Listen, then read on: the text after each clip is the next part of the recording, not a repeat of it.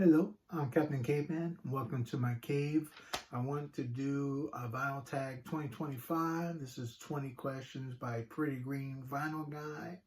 I want to thank Eric from the Fraudiophile for encouraging me to make this video, my very first video. So please bear with me as I go through the questions and stuff. Okay, so number one. The best purchase of 2024, new or old.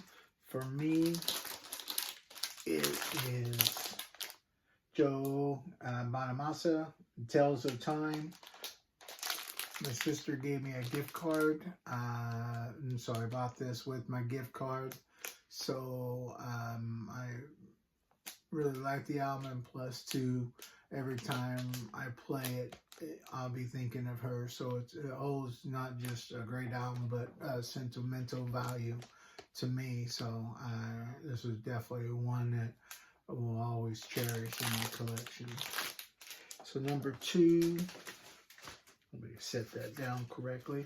Number two, 50 years later, best album of 1974. Well, I'm only going to use albums that's physically in my collection, and the two that I have is one is the trio, the Oscar Peterson trio. I think this is a great album from 1974. I really like this a lot. I actually found this at a store. It was a blind buy. I never even heard of I never heard of Oscar Peterson, but I'm like, hey, but they had some good on the titles, had some good titles there. I was like, hey, I want to check it out. And my second one is Peter Finger, Bottleneck solos, guitar solos, Bottleneck guitar solos. And this is an awesome album too. So, this is definitely a guitar solo, so it's awesome. I really like it a lot. I always know I have a problem saying awesome a lot, so if I say it, it's just something I do. I'm trying to wean myself off of it, but it's a great album. So number three. An album that defines a genre. And for me, what defines a genre, an artist that defines a genre, is Joe Satriani, Surfing with the Alien. I think this is great for the classical guitars genre, which, of course, he's not the first one to do it, of course not, but I think that he actually put life, or not really put life into it, but definitely boosted where people would want to listen to it, and maybe listen to other artists that plays the same type of music. So I think this is a great one, and this is one that you can listen to all the way through. This is a great album. Almost said awesome. Okay, let's see, we're at number four, best band in your home country. Well, I live in the United States, and of course, everybody knows the United States got lots of bands. So I wanted something close by, and I wanted to pick a band that I've listened to lately. Of course, we got tons of bands that, we can listen to, especially here in the United States. But mine is Zed by Volume. I'm sorry. This is called Volume by Zed, Z-E-D. This is a great album. Definitely a nice rock and roll. Really, really hits home for, United States style band, rock and roll band. So I really like this. So definitely give Zed a try, especially Volume. Okay, let's see. Number five, an artist you miss dearly. For me, it's Randy Rhoads. I think he was an awesome guitar player. I think his instrumentals, as everybody knows, and even his instrumental D is awesome. And right there with my mom's name was Dee, so I really love that song. And so I read an article that he, did an interview with, and saying that he was learning classical guitar, and rumor was that he was actually going to leave heavy metal and go into classical guitar. So I think that he actually would to really impacted the classical guitar guitarist genre. I think he actually would have helped it because everybody there's a lot of people that liked Randy Rhoads, his music style. So I think that if he was able to do what he wanted to do, I think that he actually would definitely have some awesome music that we would definitely love to hear today. And because I did listen to that interview, my first classical guitarist was Christopher Parkening, and this is his first album. So this right here is, especially if you want to get into, of course, there's a lot of classical guitarists, but he was actually the one I started listening to, and I have a lot of his stuff. Plus, other ones that influenced him to play the classical guitar. I definitely have those people too. So it's definitely a great genre. I'm a huge guitar fan. Okay. Best live. Number 6, best live album in your collection. For me, of course, we've got lots of live albums. But for what I've been listening to lately is Radio Moscow Live in California. This right here, I got lucky. I got it on Starburst color vinyl, and so this is great. I really dig this a lot. I really play it a lot, so I'm definitely happy it's in my collection. And number 7, your partner just dumped you. Well, of course, there's different types of when you get dumped. It's like if you're happy they dumped you, or you're sad they dumped you, but I would probably just when I was a kid, we used to listen to K-Tel a lot. And so they have lots of songs on here. I think listen to something like this, where it just has all different types of music on it, and you just let your emotions go however you want it to be.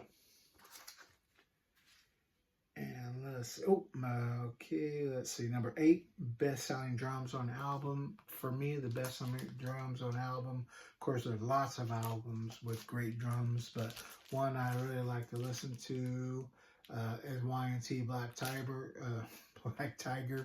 It's a great album.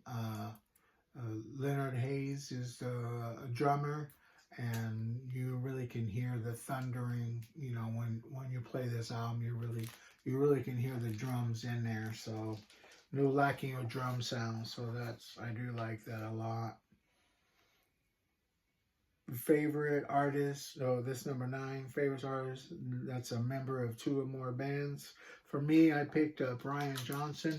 He actually was in a band called Geordie, and then he went on to become lead singer AC/DC. I think you give Geordie a try, listen to. There were actually a couple of songs, that sounds like AC/DC vein, and so I thought it was pretty cool. Hey, it's like it. So I think his songs are very good there. I think they were a good band. Okay, we're on number 10, Beatles or Stones.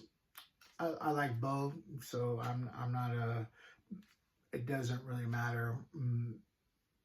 They're both about the same to me. They have different styles, and so they are what they are. And number 11, found a bag of weed. What are you going to listen to?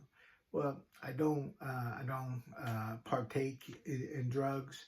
But to me, if you did partake, I definitely would love to, in that I would love to play Third Ear Experience, Stone Gold. That was pretty cool because it says Stone Gold. So, and this one I actually got signed by Rob, so I really dig this one. It's actually the first album I've ever got signed by an artist.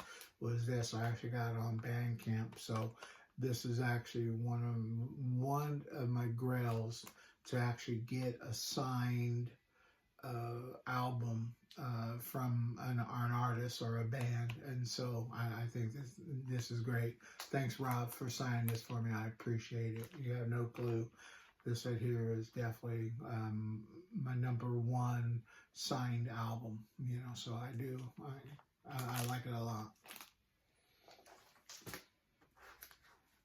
Okay, we got an album from the #12. An album from the 80s, 1980s, you still listen to. For me, of course, I listen to a lot of 80s albums because that's pretty much when I started making money and had money to buy a lot more records. Before that, mom had to give me cash. But when in the 80s, I got my own. So Rose Tattoo, Scarred for Life. I really dig this album a lot. I can listen to it.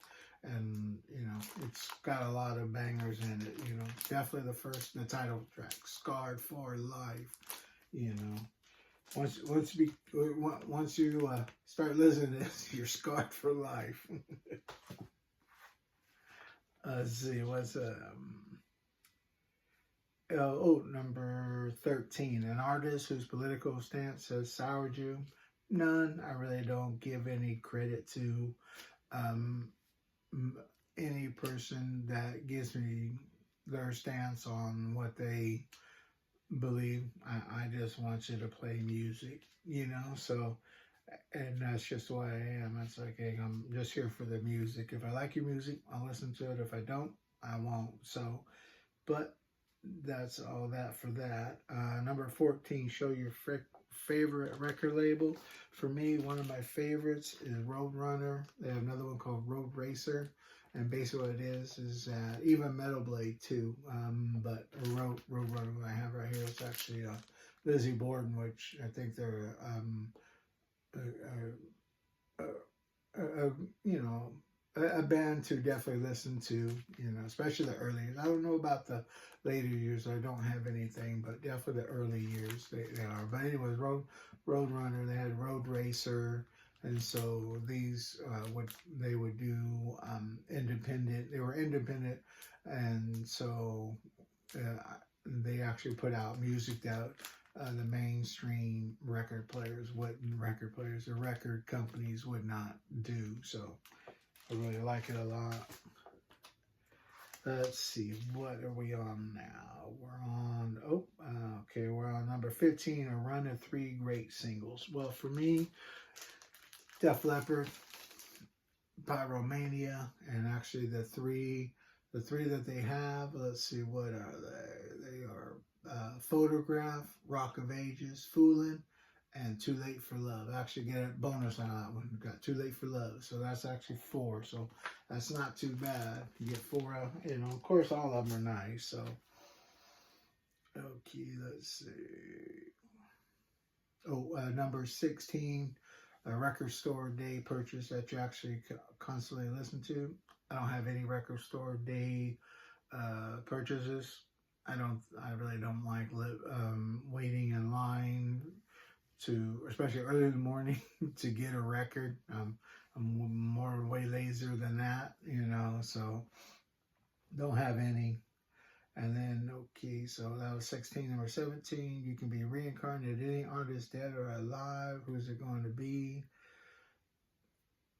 I took this in a different twist. What I did was that for me, I want to be an artist that was able to be, that made music long enough in their career to actually have all their music on multiple platforms, you know, records, 8-tracks, reel-to-reel, cassettes, CD, digital, even mini disc.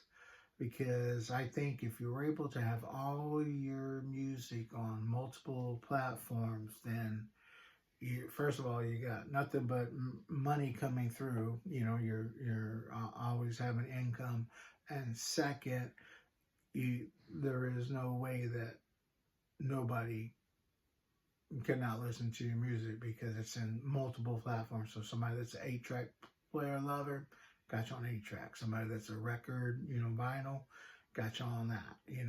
Cassettes. People love cassettes. As you see, there's a whole there's a whole YouTube of just people that collect cassettes. So it's definitely out there. So for me, I would love to be in that era when I was able to have all my music go through all those eras and having all different platforms. So for me, that's what I would love to have.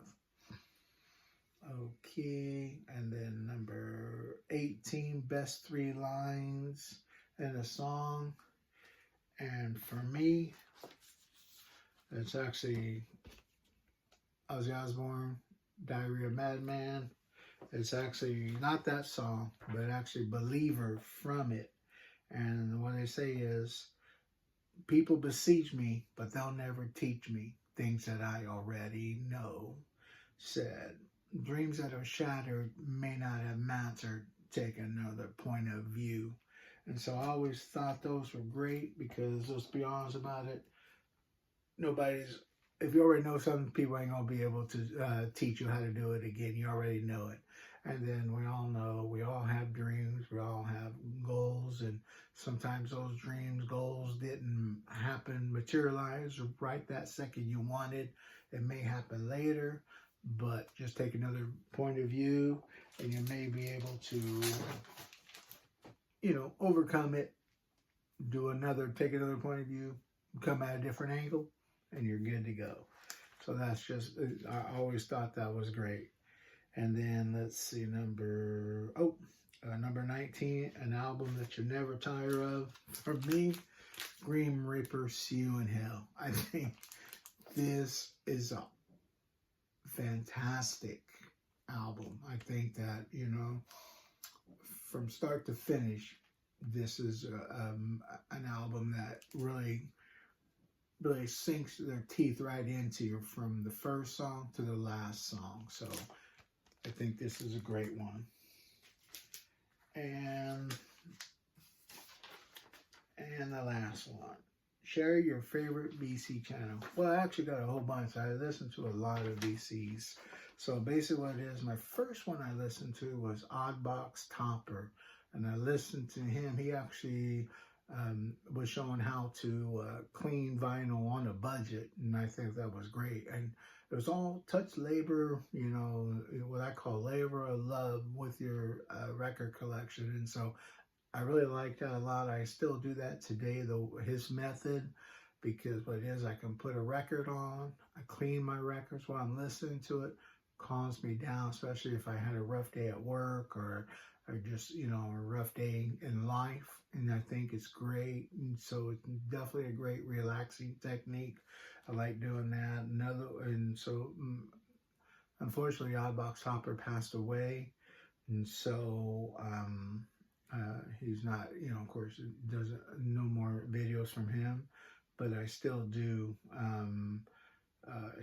tribute to him by still cleaning my records the way that, he showed me. And Tuco, the vintage vinyl hunter, I really like his videos. Have not seen him in a while posting anything, but he used to travel all over Nebraska. And so I really liked watching him cruise Nebraska, the highways and the streets, going through towns and stuff. So I really liked that. Plus he would go into the record stores and, buy or whatever stores, he would search for stuff. So I really like that one a lot. And then another one I listen to is, one I've been listening to a lot lately is Headbanger's Closet. The guy's like a huge Metallica fan. But what I really like, he actually shows thrash metal, death metal. I really don't listen to death metal anymore. I only listen to my favorites is Death themselves, Obituary, Autopsy. Those are my biggest 3 death metal genre, bands I listen to. but of course got lots of thrash that I listen to. But he introduced me to some that I didn't listen to on the thrash side. So on the death, I just stick to what I already have, and any new releases,